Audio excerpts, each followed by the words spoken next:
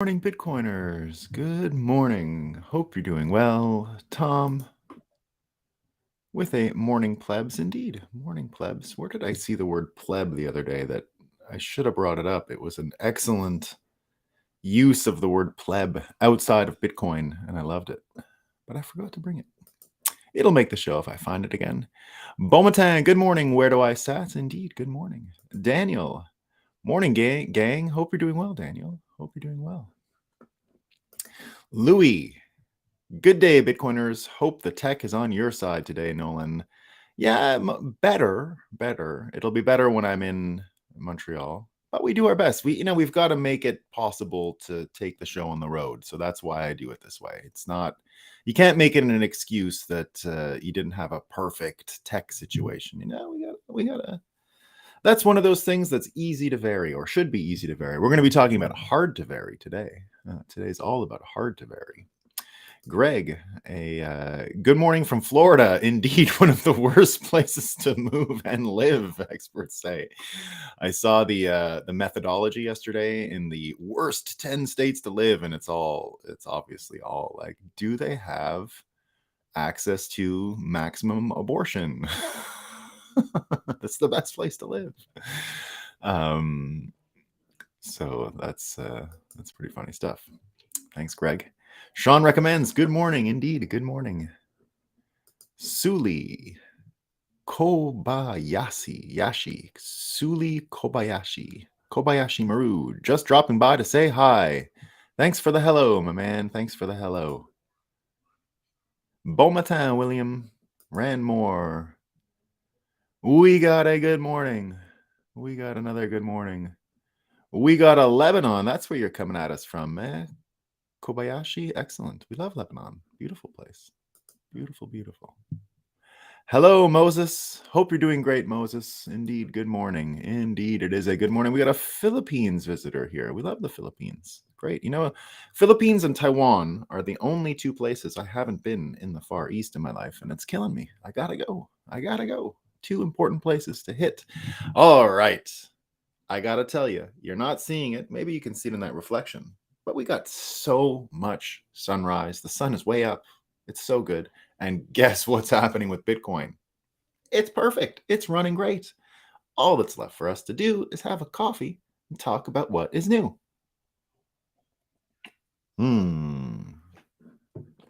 Miami Beach, baby. We got Texans. We got people from Florida. All these crazy, terrible places that are the worst places in America to live, they say. Good morning, freedom fighters. Indeed. Sorry, when I'm looking over like this, it's because my iPad is in the way of the because I got to see the comments. The Kobayashi Maru test. Maybe the last 3 years were just a gigantic. Well, honestly, my approach to COVID was a Kobayashi Maru. There was no winning. I said at the beginning of COVID, I said, I'm not going to bother with this fighting about vaccines and lockdowns. I said, there's going to be something like a vaccine passport coming for the case of this pandemic. They're going to make a trillion million mistakes. They're not going to do anything right. So I'm absolutely not playing the game. And weirdly, here's a fun little story. As COVID was coming, so in 2020, in February 2020, I went down to Mexico with William Shatner, and I was chatting all with William Shatner about all kinds of stuff. So William Shatner is from Montreal, so he's a local fella, really. So we got along because we were able to touch base about Montreal and all that. Oh, one fun story for you guys. So I saw William Shatner again this year in Texas, and because I helped with a little bit with that CoinDesk event, just some of their Bitcoin content. But a friend of mine, a former CoinDesk colleague named Zach, right? You might know Zach from CoinDesk TV. He was interviewing William Shatner and Napoleon Dynamite. Napoleon, he's got like a Web3 show or whatever. So they were in the green room. And William Shatner and Napoleon Dynamite were there. And William Shatner didn't recognize the Napoleon Dynamite actor. And the Napoleon Dynamite, William Shatner said, so what do you do? And he says, well, most people know me from Napoleon Dynamite, this show that I did years ago. And he says, what have you done lately? Right? William Shatner asks him, what have you done lately? And he's like, well, not much. And then I got this Web3 thing. And William Shatner's actual answer to the guy was, so you're an idiot. So you're an idiot. Very good.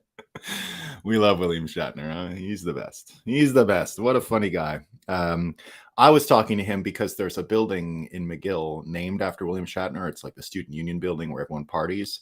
And they tried to kind of blackmail him where they named it after him. And then they were like, well, give me money. That's what him and I bonded over. We were laughing about that. He never gave them $1 and the building's still like informally named after him. So you gotta love William Shatner. Funny guy. All right, William Shatner. I'm sure he's a fan of Moscow Time. I'm sure he'd love all this fake news. We got a great one. We got a great one here. This is from ABC. ABC hasn't made it to our list enough lately, but here they go. They're trying to take the whole title. This is a heavyweight Moscow Time. Phrases like dark times and denigrated carry racist undertones. Report claims. So, guys, no more dark times. So if we're talking about dark times here, nope. It's got to be casually not as bright as other times. That's what we're going to go with. And denigrated, no, it's not going to work. Now, in case you guys are worried about climate change, there's a whole new thing to worry about when it comes to climate change. This is really got me scared. And this is from CNN. And the scientists are saying it's here and everything. But here's what we got. A phenomenon that scientists have called underground climate change is deforming the ground beneath cities. A study conducted in Chicago has found. Underground climate change, shifting ground under cities, study finds. So that's pretty scary. There's also a case recently of a... with all the heat waves, there's been a bunch of heat waves, and this comes from this is a user proposed Moscow Times from JP, and we're looking at what happened yesterday in California. So hot, right? And a car went up in flames in Los Angeles on the freeway. There's so many cars, so many accidents every day in LA. And I think there are many cars that sort of light on fire every day because, combustion engines, who knows, right?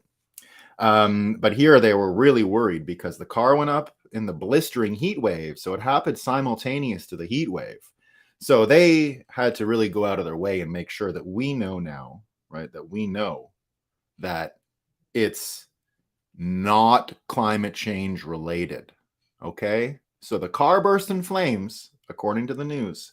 However, it's not clear what they say if it was related to the blistering heat wave and the heat. So who knows? Who knows? Maybe your car might just today because of climate change. Okay, so be careful, everyone. Be careful. All right.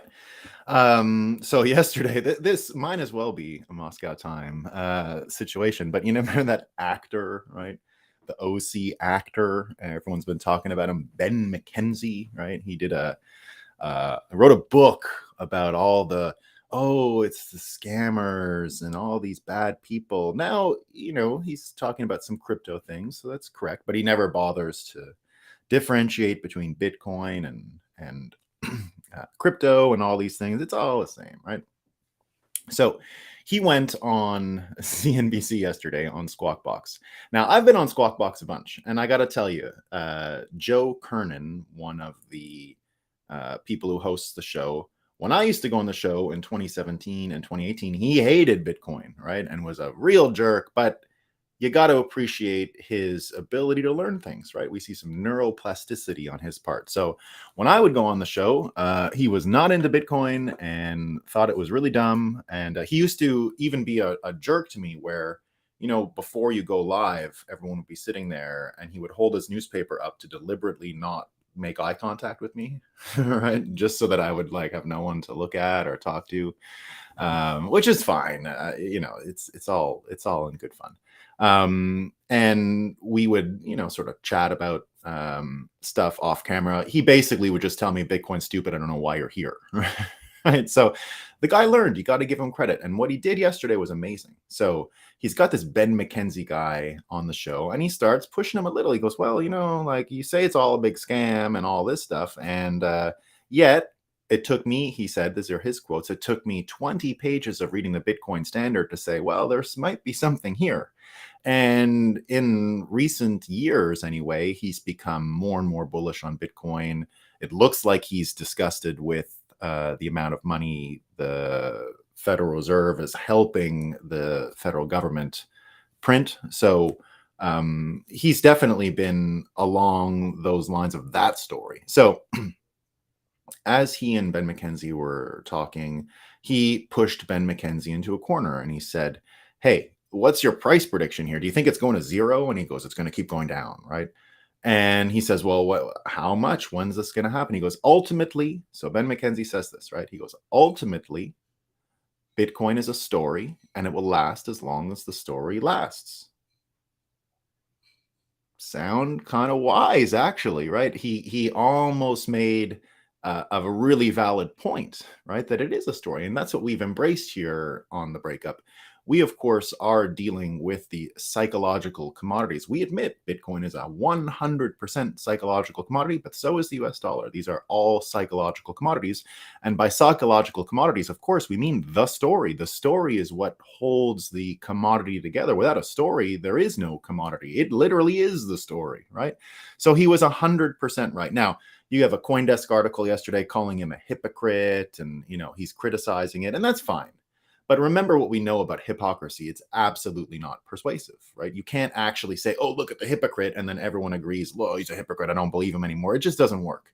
You can say, "Oh, yeah, that person's a hypocrite," but no one will actually say to themselves, no one will actually change their mind because you've pointed out a bit of hypocrisy, right? Because we all deep down know we are all hypocrites. It happens all the time.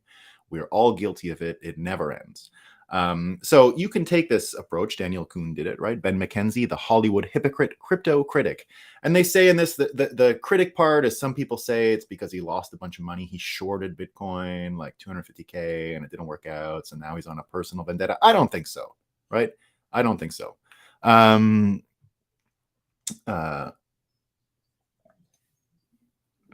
Taking another sip of coffee here. So the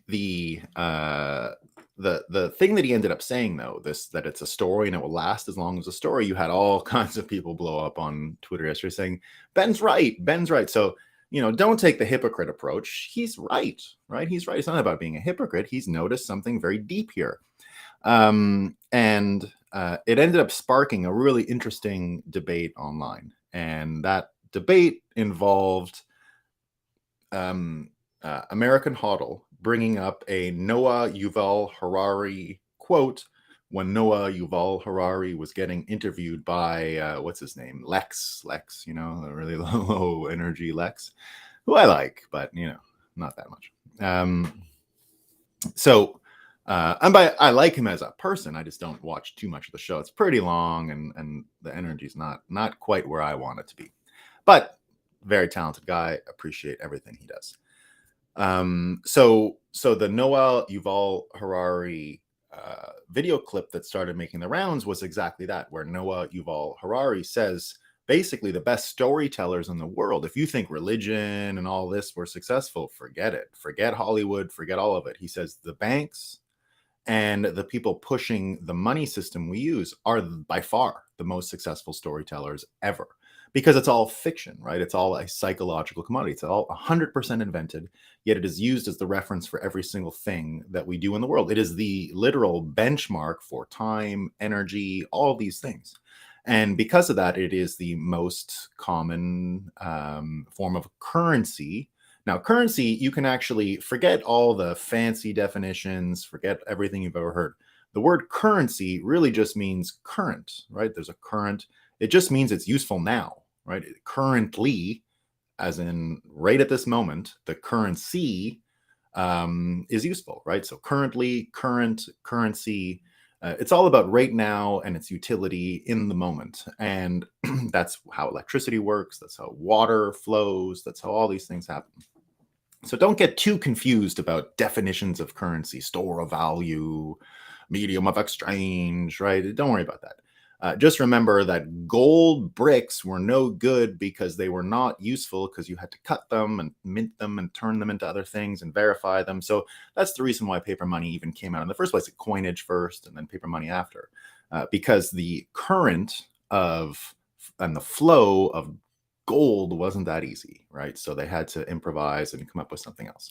But that's why we have currency that is a paper form and has all these security features on it. And they make it sort of difficult to tamper with, right? Now, remember, being difficult to tamper with and modify actually has a major place in the definition of the word truth and what we think of as truth. Now, my definition of truth comes from comes from the David Deutsch, so the physicist who's very famous, one of the original quantum cryptographers in the world.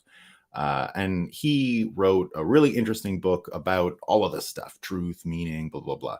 His definition of truth is one that I've absorbed, and it's been really helpful in all this AI conversation. So what is the truth, right? The truth is simply hard to vary assertions about reality. Things that are false are easy to vary, right? So the ability to vary or not vary has everything to do with what is true and not true. So if it's entropy resistant, more or less, it's true. If it has no resistance to entropy and is easy to vary, well, it's probably false, right? So when you're thinking about this story piece, and that's what ended up happening yesterday, you had Lynn Alden, you had Udi Wertheimer, and Pete Rizzo, all Bitcoiners and all debating this Yuval Harari quote about stories, right? So here's what happened. So first of all, Lynn Alden says, I'll explain. Pardon me, I've got Rizzo's there first. 1 second. Let me get to the quote with these guys debating this stuff. So Gladstein, pardon me, started it. I didn't. Did I tag Gladstein? No, I didn't. I forgot to tag Gladstein. Pardon me. Gladstein is the first one to bring this up, right? He goes, money, of course, is a technology, and some monies are scientifically better than others for different purposes. But also, Bitcoin is a story, right? And Yuval Harari even mentions this in his thing. You know, these crypto money, he says that's a story too. One that eventually resonate with billions while the story of paper notes and fiat fades. Udi answered, storytelling is all that matters. And Alex said, you can tell as many stories as you want about gold. It cannot teleport across the world in a few minutes. You can tell as many stories as you want about US dollars. They will decrease in purchasing power over time. There are scientific properties of money. Gold cannot be digital. It is a rock.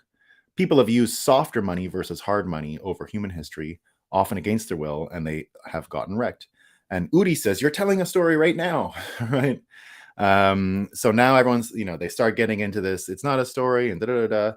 Lynn Alden was tagged in the story, and she says, false stories can be exploited for their falsity. True stories cannot. That's the point. If someone makes paper clips their money, we can demonstrate to them their folly. The same is not true for better monies. So no, money is not a story.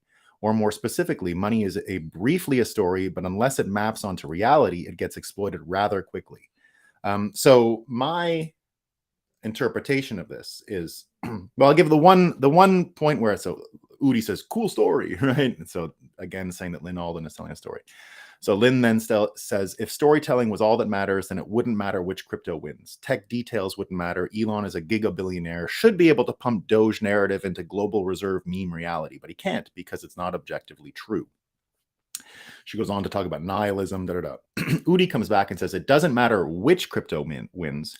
It matters what crypto wins. And by that, he means it doesn't matter which one, but if we get the results that we're talking about in the story of Bitcoin, right, we separate money and state and these things, then that's what we're trying to get. It's the separation of money and state. He's saying it doesn't really matter which coin does it, right? Let's just do it.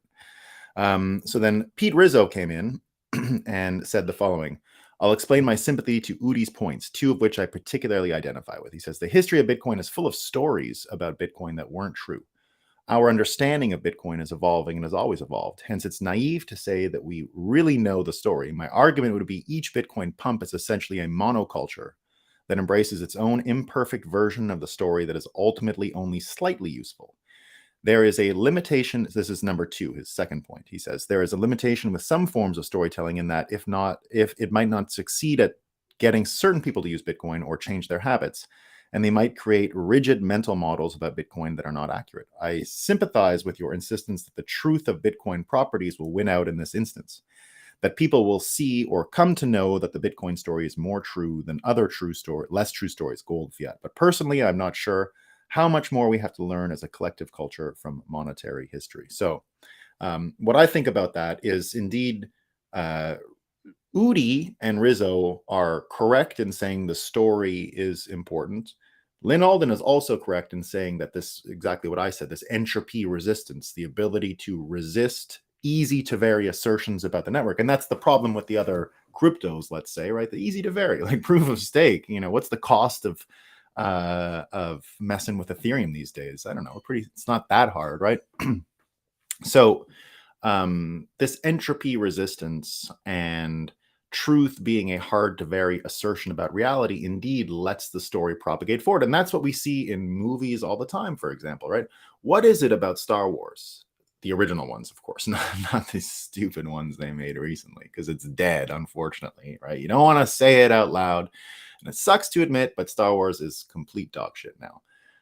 But the original ones, of course, that really embraced the hero's journey and told that story of the progression of a hero. Why is it that certain stories like that persist in our consciousness? Why do we remember them more than other bad stories that sort of ring cliche and are not that interesting? Well, the reason is they're entropy and truth are at play in all of these stories. So a story like Star Wars resonates with people because it has the same feeling as the Jesus story, the Bible story, all of these things, right? And there is a element of entropy resistance, of hard to vary assertions about reality that we get out of these major stories, and that's why they live forever. And in some ways, like I'm not sure Star Wars will live forever, right? It might have been a time and a place, exactly as Rizzo was mentioning here, these little monocultures, right? Now, of course, I could see why Star Wars, in the environment that we lived in with the US dollar, American hegemony, empires, rebellions, all these things, I can understand why there would be a lot of insistence on a story like that for our times. It might not be useful in the next era. It might just be some weird little quirk when we look at previous stories from previous eras and we say, well, I don't really get why that was cool back then, but historically, I see the significance.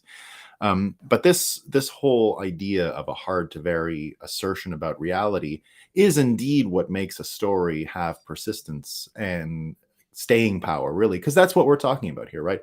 Bitcoiners know that the story of Bitcoin is heavily tied to the Lindy effect. It's heavily tied to the time it has taken to resist entropy, right? Resisting changes to its code base, resisting changes to the reality that it is manifesting, the reality that it is cataloging within the public ledger of Bitcoin.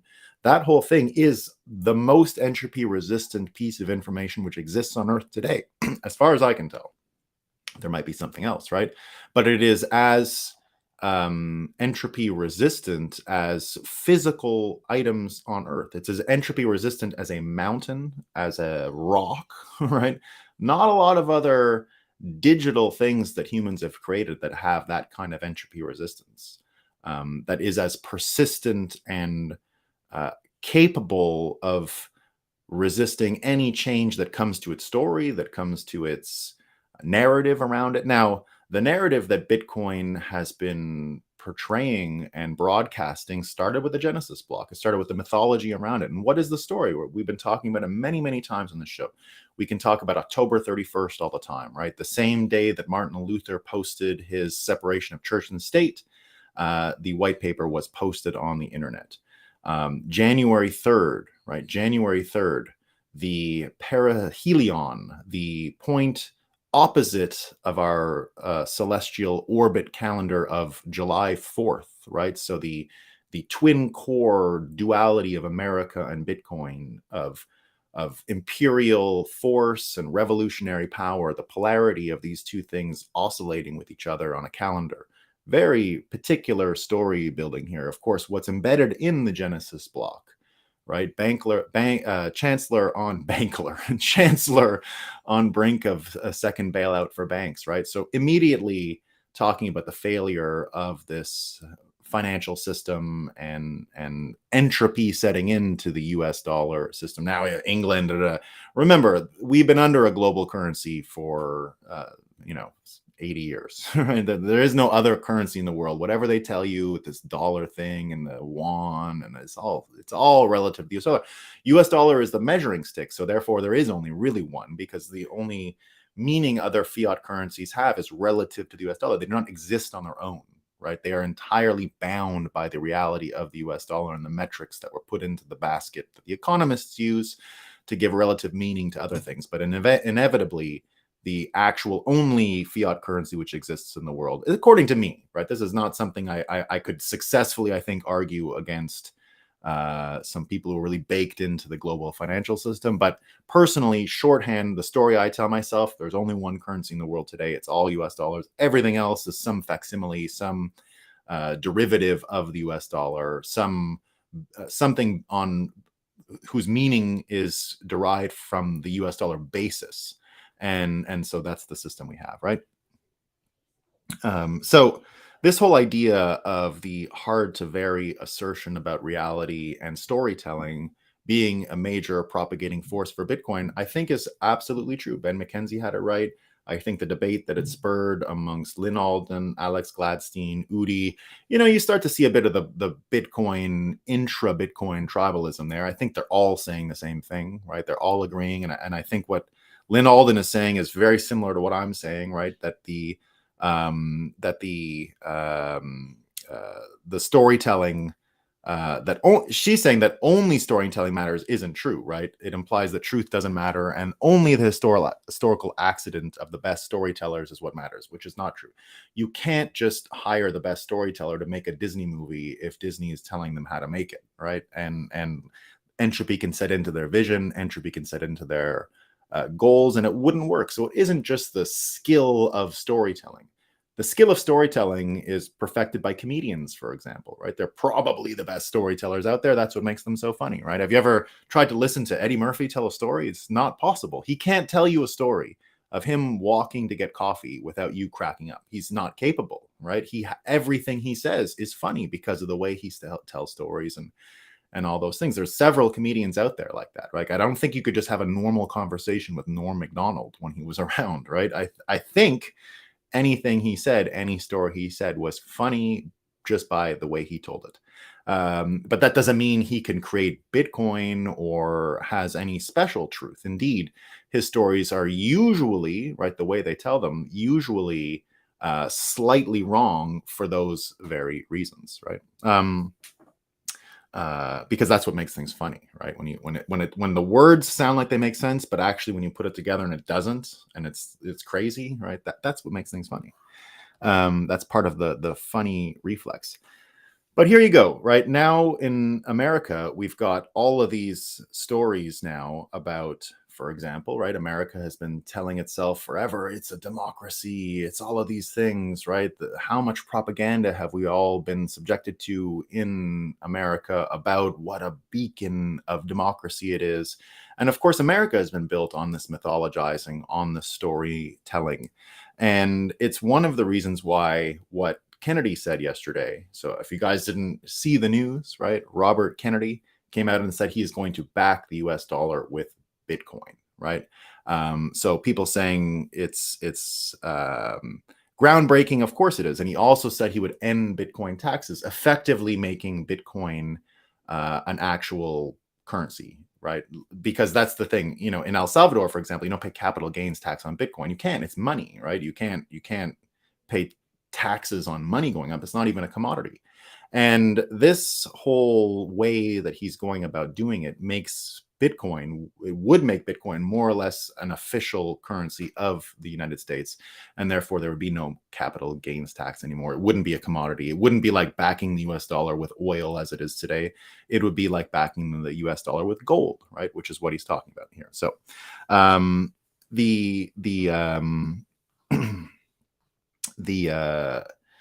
the idea, though, that Americans have this desire or capacity to not desire, that Americans have this insistence that their country is this democratic beacon, rule of law, all of these things, is, I think, now with everything that's going on with Trump and all these people arrested yesterday. So if you didn't see you had a bunch of people in Michigan yesterday arrested or indicted or whatever it was, right? And it's all because they pushed for the Electoral College of Michigan to not recognize Biden during the 2020 election and recognize Trump.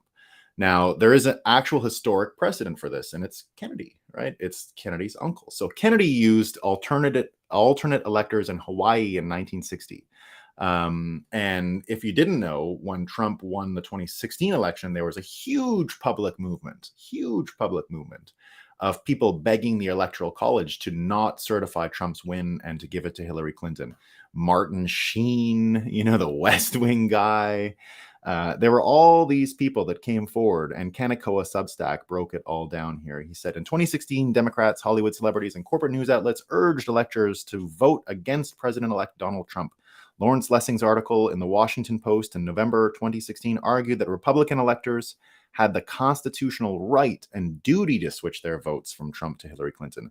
This sparked a movement supported by figures like Michael Moore, John Podesta, Keith Olbermann, Rosie O'Donnell, and several Hollywood celebrities. While they only convinced a few electors, it's important to recognize the double standard of justice in the treatment of Democrats and Republicans in winning elections.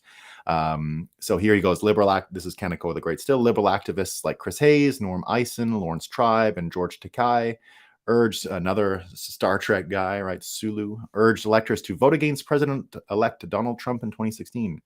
Liberal activists like Mark Ruffalo, Rosie O'Donnell, Neera Tanden, and Pink urged electors to flip their votes from Donald Trump to Hillary Clinton.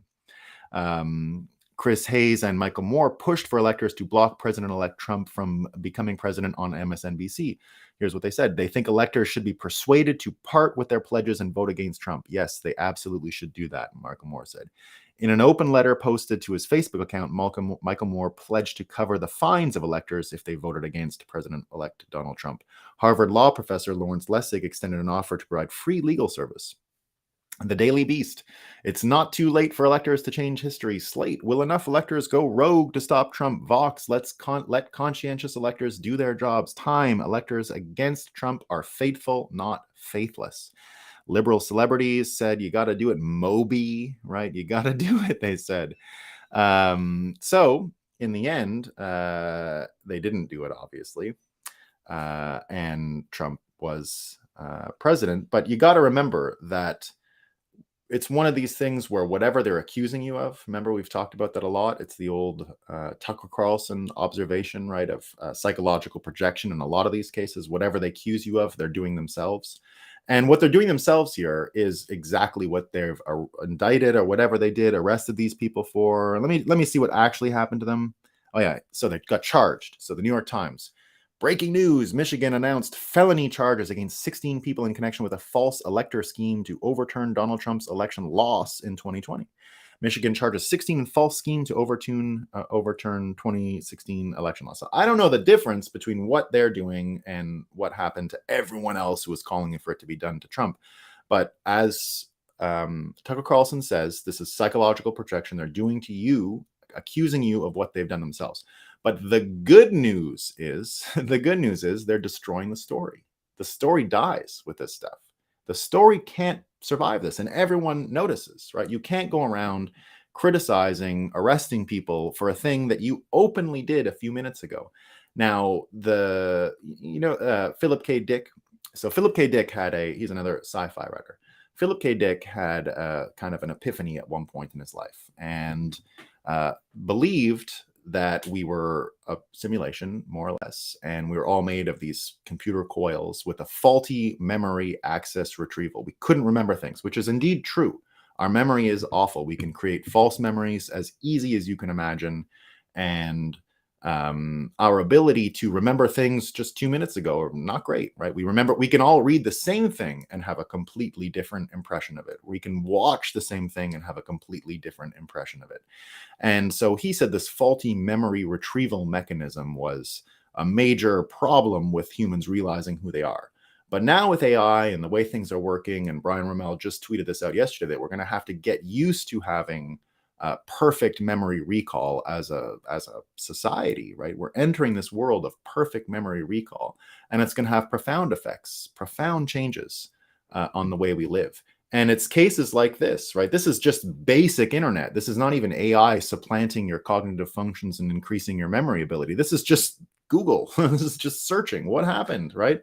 Everyone asked for this 6 years ago, 8 years ago, whatever it was, 7 years ago. Everybody asked for this thing that they're now charging 16 people in Michigan for with this felony.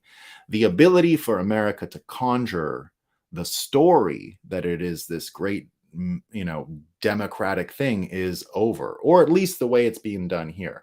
Now, when you start talking about what happened here with Kennedy using electors and Kennedy now talking, so JFK using electors in 1960, remember what we've said for a long time. One of the major things that Robert Kennedy can offer is a reconstitution of this American story. And the American story he's selling now is the separation of money and state. He's honing in on this separation of money and state. Now, he's getting tons of criticism all the time, right? But remember, no one is supporting Robert Kennedy because they think he's right about everything. It's not that. You see him criticized again in the New York Times. You see his family criticizing him. Do you think that Robert Kennedy is out there saying, right, that he knows what's going on with 5G? He knows what's going on with vaccines. He's got the answers to what's happening with the water supply and the food supply and what's going on with the corruption in our medical system, right? He's not saying he has the answers to scientific studies. He's saying that we don't have a system that can even give you the answer. Take this one on race, for example, that's the one he's being criticized now on so much. Now, he said that certain groups of people are more susceptible to COVID than others, and that it could be a sign that we're getting into genetic bioweapons here.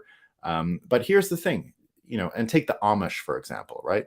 Here's the problem. You will never, ever in your life see a real study about how the Amish did in COVID. Now, there's studies on the internet that said they did badly. There's studies that said they did well, but we don't have a system that would ever want to give you the real answer to that. No one is actually looking at the answer to that. It's not possible because the system isn't aligned to give you the answer. Kennedy is basically saying that. He's saying we have a system that can't give us the answers we need. We can't even get the input we need to make decisions because the thing is so broken. He's not arguing against any one of these answers saying, I'm right, you're wrong. He's saying we don't even have a system that can ask the right questions. And we don't have a system that is even dealing with the right problems. And so because of that, he's changing the story from are we right or wrong to is the system working or not, right? It's not about right or wrong or any of those things. His thing is we have a system that cannot produce the right results for us. We had Michael Lewis at Bitcoin 2023 this year, and that was what Michael Lewis wrote when he wrote his story about COVID. Basically, we have a system that was never going to give us a good result. It was always going to give us sick medicine, and all these kinds of things, right? So we're now in a place where this faulty memory coil problem that humans have is going to be solved. There's no way people are going to forget. There's no way people aren't going to notice that America is bending its story in order to fit the ambitions of certain people, right? So and you're going to keep seeing it. Look at Threads. Threads, right? Threads comes out. So Threads comes out, and first things first, Lauren Boebert, the Republican congresswoman, right? Now I can see why she's not everyone's cup of tea, right? I'm not here to argue that she gets everything right either.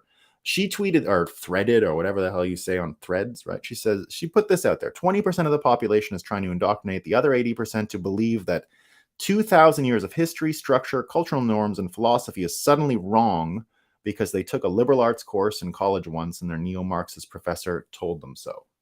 And indeed, that is why we're going to win. What Lauren Boebert said here is that we have all of this story in place, from Jesus to the entire progression of Western values and family structure and all of this history. And the counter story is boring, ugly, and like kind of recent. It's like a pop song trying to beat, the Bible or something, right? It's not going to do it, right? the lyrics of a pop song versus the Bible. It's not going to happen. And what happened to her when she threaded this? Of course, she was this little thing that she wrote, right? Just saying the fight is between an older story and a newer story. And it was banned, or no, there was a warning put on it from Threads. And it's this: if you tried to read this congressperson saying this story, it was false information. The same information was checked in another post by independent fact checkers.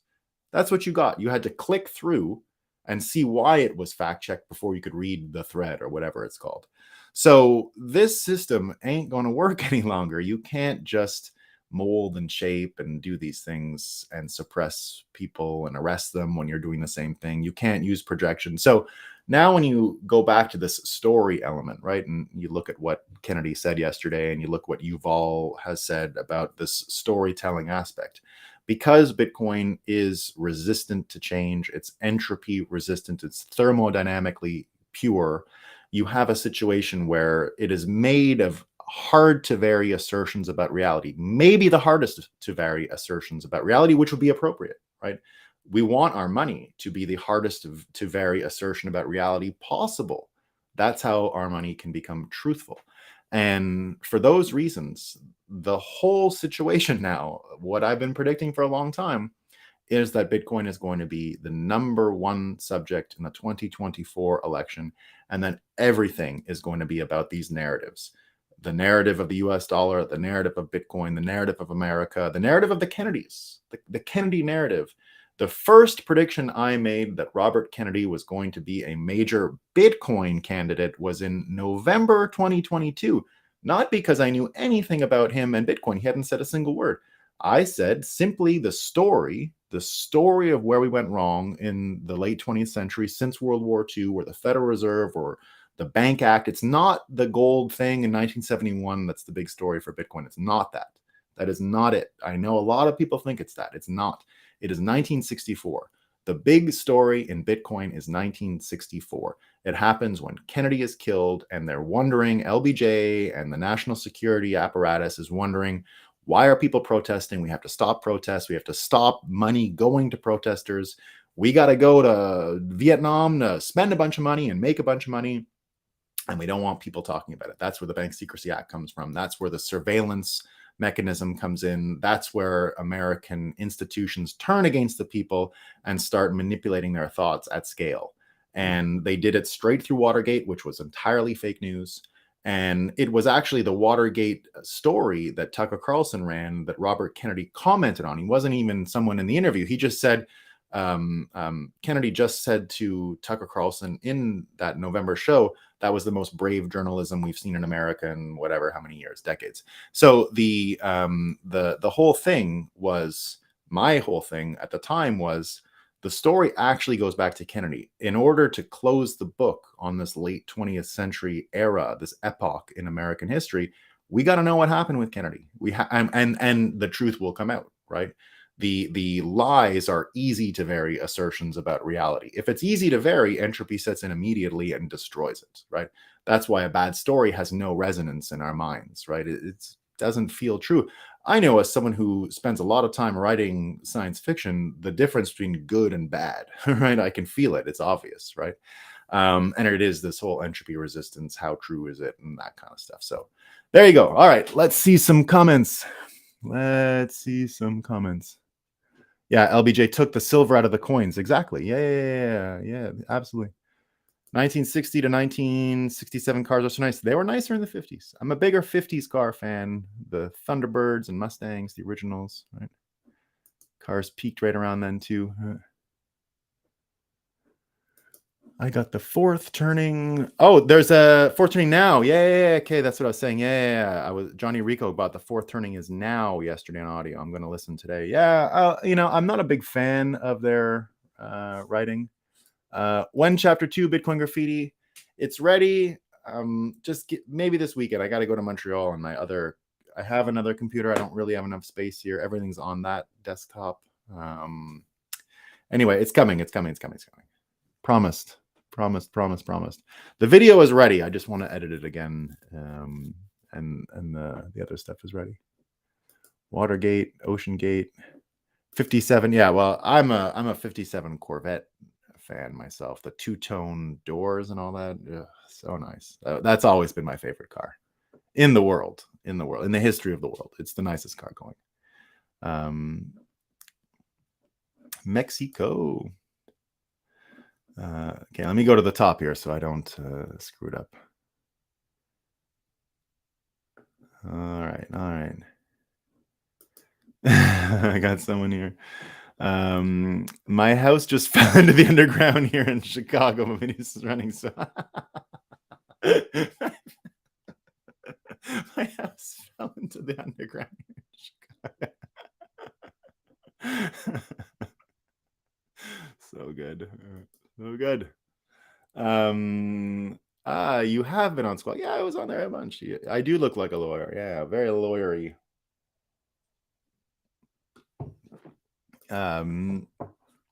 You look really different. You hadn't burnt your feet. Yeah, I think that's probably a good way to say it. Yeah, I was I mean, I wasn't so different, but I had still some, there was still like I want to go on TV. There's like an ego thing, right? I don't really care. I would never go again. Like, and that's not true.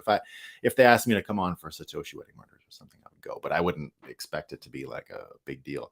I just got invited on to Mark Moss's podcast. That's way more interesting to me than mainstream news anymore. It was fun pre-COVID. You got it like they'd send you a black car, and it was fun. It was fun. It was very fun. Let's get 21. Yeah, we like likes. Give me the likes. Give me the 21 likes. Louis, he bores me to death. I think we're talking about Lex Friedman. Yeah, I mean, but it's a thing. People like it, right? You can't deny he's got great numbers. Smitherin, morning. Yeah, Lynn Alden's a great writer. Global Reserve Meme Reality. It is very nice. Fundamentals matter. They do. Yeah. It's why gold became money. Absolutely. Have you heard the clip from Safe on Lex Friedman about the banana analogy? No, I haven't. I'll go check that out, though. New Star Wars got rid of the mythology and hero cycle. Yeah, no kidding. They got rid of, it couldn't be worse. Star Wars resonates as it maps best the inner neurological dialogue and best matches the nature of the brain. Yeah, I think so. I think it's going to make it.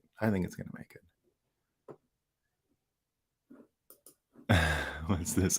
Good morning. Math and physics is all stories, and sleeping less than 6 hours is racist.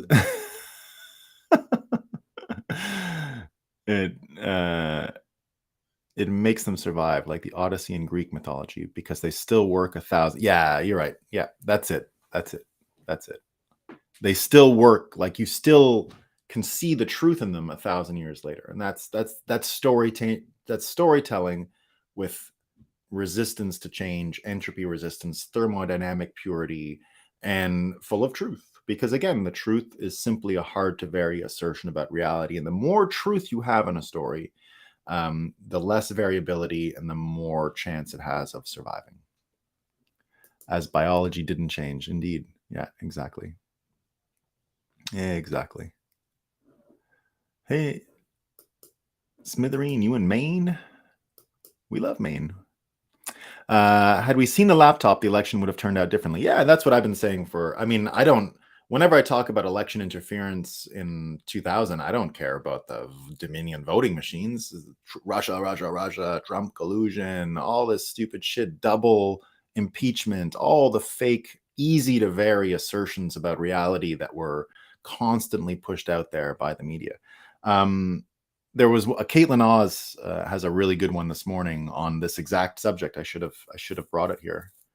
So there you go. Oh, this is going to be good. We got Bitcoin Graffiti. Story comes from storehouse, a place where you keep things humanity tends to forget. I guess stories that survive keep on being resurrected for they deliver value in time of need. I like that a lot, Bitcoin Graffiti. I didn't know that. That's a great etymological pointer there. Sounds true. Ever read Valis? No, I haven't. Oh, the book. Yeah. No, I haven't read all of Philip K. Dick's. I've read a lot, but not all. I was a Philip K. Dick fan when I was young, so pretty interesting book. Love Philip K. Dick. Philip K. might have had some memory loss due to trauma. Yeah, no, he definitely did. Yeah. Societal wide, there may be some trauma too with their accompanying memory loss for cope. Yeah, I think so. Philip K. Dick is great, but he's no Heinlein. I don't know Heinlein. I'll have to look him up, Johnny. That sounds cool. It's so sad that the beacon of democracy has turned into the beacon for banana republics, but good and bad, right? I don't think America could heal itself and change. America is going to change the way as it has many times, change the way we even think about nation states in the next epoch. And what RFK is doing here is pure America, right? America can change quicker and faster than anywhere in the world. Again, because the system that America chose, the design of the republic, is very malleable, right? So that's a good thing. Hard to vary, but very malleable. So it can live. It can live. But that's the really cool stuff of his work. The memory theme, Total Recall. It's a great psychological insight. Love Total Recall. And what a great movie. What a great movie. Loved it. RH is political. Yeah. PKD, psychological. I like that. Do you think that Kennedy, when he announced supporting BTC, said it because of real intentions? No, he's a very. All I'll say about Kennedy that I know for sure is he's not a liar. That's all I know, right? He doesn't come across as a liar. He's wrong about a lot of stuff, but I don't care about being wrong, right? No, he's 100% serious. So that's why I reject. Who was it that just said he's going to take? Oh, you got to see. This is someone else. Scott Galloway. Did you guys see this yesterday? So he was getting interviewed by Kara Swisher. Kara, right? Kara. Elon hates Kara, by the way. She's a plant. It's terrible. It's disgusting. So he believes now he's going to pay no price for being stupid and wrong. So Scott Galloway came out and said that Trump is going to take a plea deal so he can go back to what did he say? Golfing and something else. Golfing, and then he said and banging porn stars. And then Scott Galloway said, I'd like to do the same, a little more of the same. I don't think he realized that he was saying he would like to do a little more of the porn star stuff. So it sounded like ridiculous. Anyway, this is one of those things where as the world is turning, these people are going to look more and more stupid because you have to live with your bad predictions. It's why we make predictions on the show constantly, right? It's a really important thing to make these predictions because it means that your assertions about reality, which came true, and managed to make it through that, underline that you had a pretty good understanding of what was happening when you made the prediction. So Scott Galloway, little bit mentally retarded. I don't want to use the R word too much, but not that smart, right? So what Kennedy did here, I don't know if it's, I can't say for sure if it's about him honestly supporting Bitcoin, but I've spoken to him. I mean, we've been our thing with the event. He mentioned the event many times, right? That's something that we conjured, and so he's been 100% sincere with me, and I have only reason to believe he's saying what he will really do. If he was what you're saying, if what you're wondering about here, if he was what you're wondering about here, a lot of his campaign would be different. So I don't think he's risking family relationships. I think it's a guy who's got nothing to lose, and he saw some polls the same way Trump saw them. Trump had a lot to lose, so it's different. But Trump saw polls in 2015, which I knew about at the time. I heard from a friend who Trump asked about reading through these polls just before he was going to run, a significant person in Canada, and a guy who owned a lot of newspapers and blah, blah, blah, knew Trump. They owned a building together in Chicago. So, and I knew him through friends. And so He told me that Trump had done polling and knew that Americans had appetite for a third party candidate who was going to change things. And when everyone was saying he wasn't serious about running, I had that information. I knew he was actually polling and was curious. He wasn't just doing it for publicity. He was actually looking at a path to victory. RFK told the same story when he was on the Bill Maher interview. And he said, look, someone came to my house with polls and said, you actually have a path to victory. You in particular have a path to victory. And sorry, it was the Jordan Peterson one that he mentioned that. It was the Jordan Peterson interview where RFK mentioned that he has a path to victory. And his path to victory is not unlike Trump's. And do you know what he believed his path to victory was? And this is what you see, right? He said his path to victory is simply to tell the truth. That's it. And he says, if Americans want to hear it, I'll win. And I believe that. I think he can beat Trump. Honestly, I do. I think he can beat Trump. Not in the way it's, you would imagine it today. They're going to keep screwing with Trump. It's just going to be a lot of problems. I think, if the world works perfectly, RFK will win. He'll heal the divide that's happening for the Democrat psychological problems. What Trump did for Republicans, he can do for Democrats, because they're the ones with a lot of the mental problems right now. And so he can bring people together. And I could imagine him, RFK could put Trump in charge of Russia peace and Ukraine peace, right? Like a major file. Because Trump's going to continue, they're going to continue with arresting and all this stuff and blah, blah, blah, blah, blah. I don't think Scott Galloway's right. I don't think he's going to duck out or anything like that. But they're not going to make it easy. Now, Trump could win. I would be happy. I can't tell. It's just too unpredictable with Trump, right? You just don't know. If it was today, I think Trump wins. If it was today against Biden, I think Trump wins. Who knows with the cheating and all that, but I think Trump wins today. But we still got a year and a bit to go, so things are going to change. I think because of this storytelling thing, Trump has a compelling story. He sure does, right? Cheated, revenge. He said it straight up, revenge, right? What did the New York Times, did you see this article? I think I copied it today. It's what the New York Times says Trump and his friends are going to do if they win, right? Oh, yeah, this is great. This is great. New York Times, Donald Trump and his allies are planning a sweeping expansion of presidential power if voters return him to the White House. That includes limiting the independence of federal agencies. Yeah, like the fucking CIA and the FBI. Like, what the fuck? How Donald Trump and his allies want to expand presidential power if he's elected, bring independent agencies like the Federal Communications Commission and the Federal Trade Commission under the direct presidential control, strip employment protections. So what I just told you about Kennedy and Trump, it's not true, but I had an unbelievable vision last night, and it's not positive. Well, it's funny. It's not positive. But that idea that I just mentioned about RFK appointing Trump to be like the war guy and bring peace to Ukraine and all that, I had an awful vision of like America back in the Rome time where it's not a republic anymore. And it was Trump, but like Julius Caesar.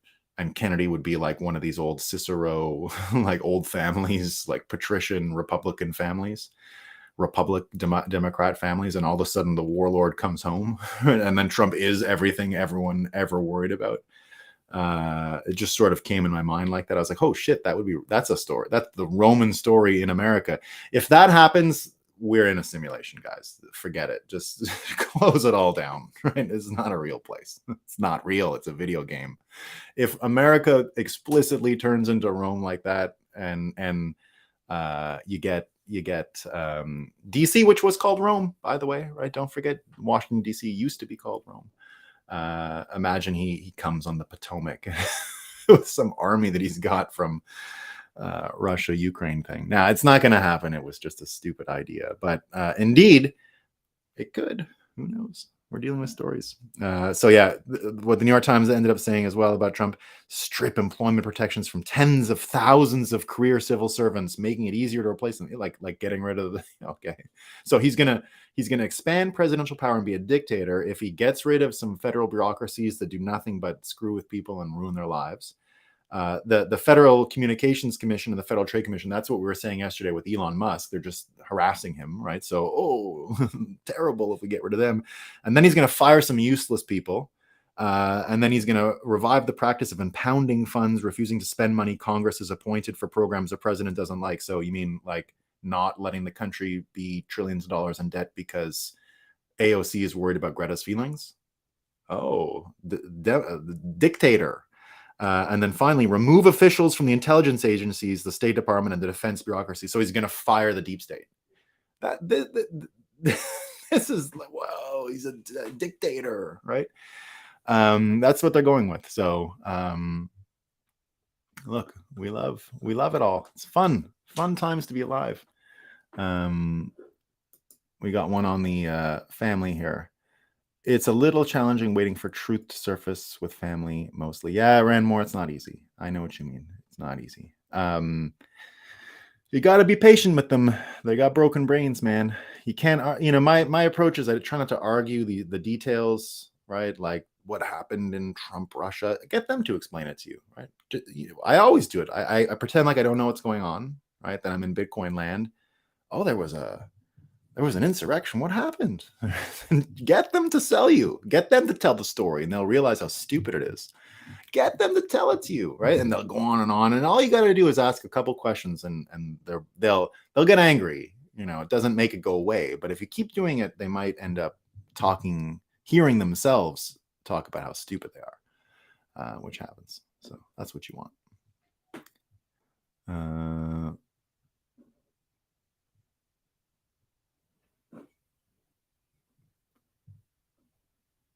Hold on. Must be hard to inspire, right? Yeah. Bitcoin Graffiti says you look chiller and healthier now. I was just chill and healthy back then. You're seeing me at my least physically healthy in my life. I only had one instance in my life of not being so physically healthy. It was around then, and it wasn't that I was unhealthy. I just had a regularly pregnant wife and babies coming out, and eating a lot of food and making money and having a good time. And so, I wasn't in my best living in New York, crazy place. So, but we were healthy enough. We weren't so bad, but yeah, and pretty chill. But I had a lot of, there was a lot going on in those years as Bitcoin was new and I was in New York, and things were just wild. People don't realize they have an idea of CoinDesk in that era, of being like a big media company because Barry Silbert owned it.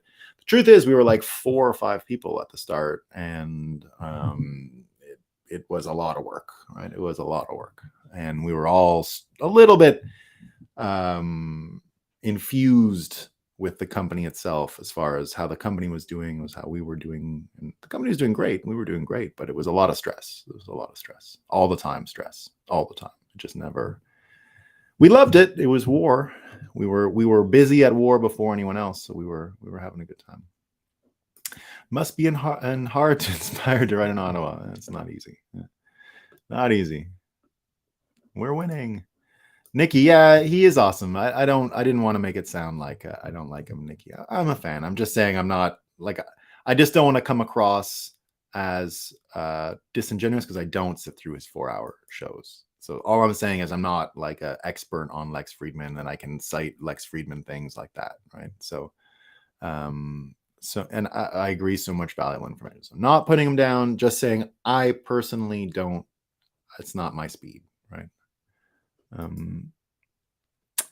Mark Moss is a great wealth of knowledge as well. Seems like he gets moody at times, but love the guy. Yeah, I like him too. I like both of those guys.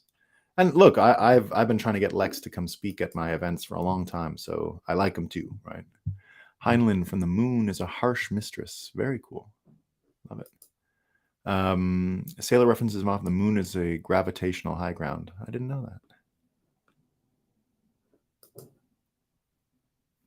I think we should get for coming from a family that's actually put their lives on the line. Obviously, yeah. I think that's what it comes down to. TXO is it's hard to doubt Kennedy's sincerity with what happened to his family, right? And even with The Voice, right? I think The Voice is a good thing now, because if he didn't have it, he would just be some fucking Kennedy. He would be too clean, and I would doubt him a little more. But seeing him work through this physical infirmity and doing this stuff, despite all that's happened, there you go. If elected, it will be on Bitcoin, then ban guns, then take your Bitcoin. He's still a Democrat. I'm not worried about that. I don't think the guns are getting taken. And anyway, I know where he lives, so it's not a problem. We'll be fine. It's a little challenging waiting for truth to serve. And I guess also, if you knew, like someone just sent me a picture of Kennedy in their camper van, just chilling with them. Like, this is just a Bitcoin friend of mine driving around a camper van, and there's RFK the other day chilling with like real hardcore Bitcoiners. So I think, and these are people that I know from early Trump days. All right. These are early Trump people that are now with Kennedy. The early Trump people that I know, the people who were like way into Trump in 2015, like myself, most of those guys are actually RFKers now. We love Trump. We'll always love him. Always. But the little group of Bitcoin Trumpers that I hung out with in 2015 are RFKers today. And we're not worried about the guns.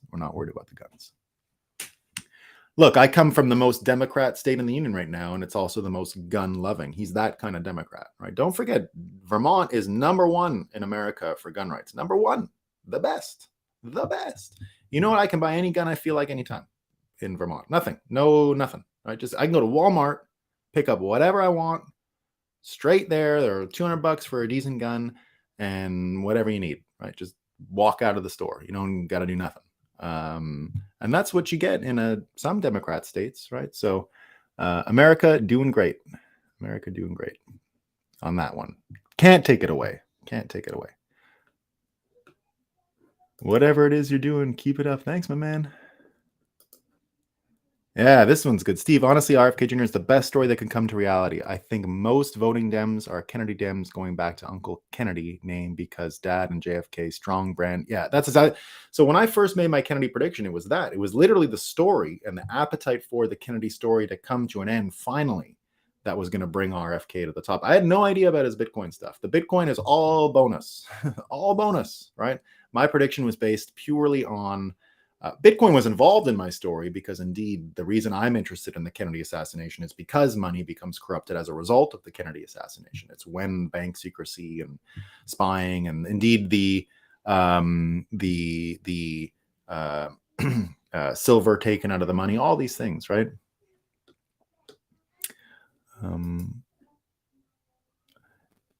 Is Satoshi Wedding Murders a hero cycle structure? Yeah, it is, but not from who you think it is. So there you go. And finally, I know it'll never happen, but I love to see your style unity ticket with RFK and Trump. Yeah, I've been saying that from the start, Steve. I frankly, my other prediction that brought RFK into the mix was the fake story about QAnon and JFK Jr.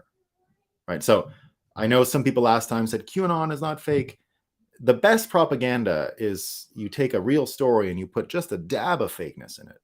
So people said when I spoke about QAnon the other day, oh, it's real, sound of freedom. I wasn't arguing with that part. I was arguing with the JFK Jr. piece, right? Now, I know that people said, I don't know Q. You're right, I don't. I saw it immediately as technique, craft, and I stayed away. I don't want that shit in my brain. That everyone is susceptible to these entropic forces of lies. You can't put them in your brain. You gotta protect yourself from this stuff. Sometimes you just got to ignore it. So I ignored Q from day one.